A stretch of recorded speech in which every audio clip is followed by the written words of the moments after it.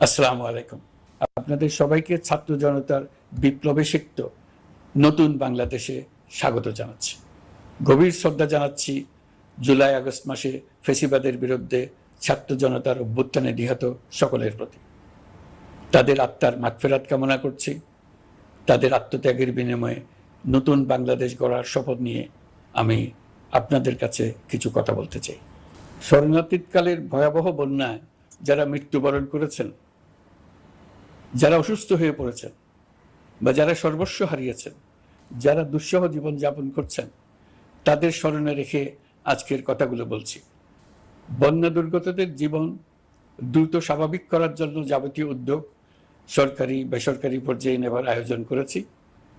ভবিষ্যতে সকল ধরনের বন্যা প্রতিরোধে আমাদের আভ্যন্তরীণ এবং প্রতিবেশীদের সঙ্গে যাতে যৌথভাবে নেওয়া যায় সে আলোচনা শুরু করেছে।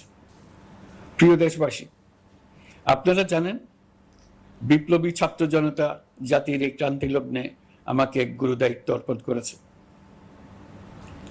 তারা নতুন এক বাংলাদেশ গড়তে চায়। নতুন প্রজন্মের এই গভীর আকাঙ্ক্ষাকে বাস্তবে রূপ দেওয়ার সংগ্রামে আমি একজন সহযোদ্ধা হিসেবে তাদের সঙ্গে যোগ দিয়েছি।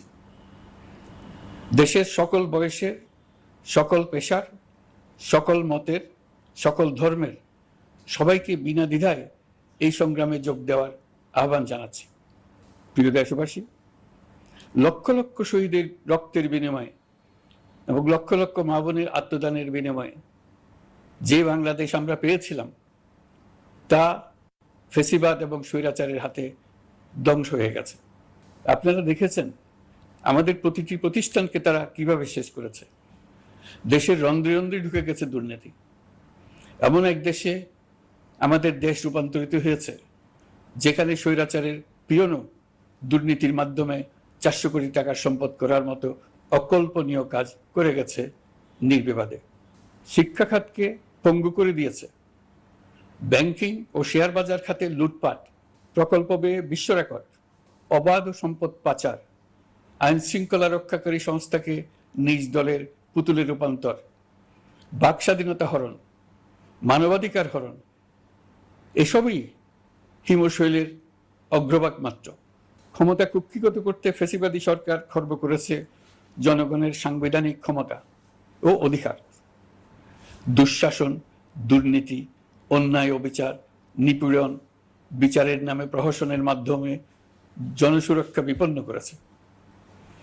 জনগণকে নির্যাতন, বঞ্চনা ও বৈষম্যের মুখোমুখি দাঁড় করিয়ে দিয়েছে।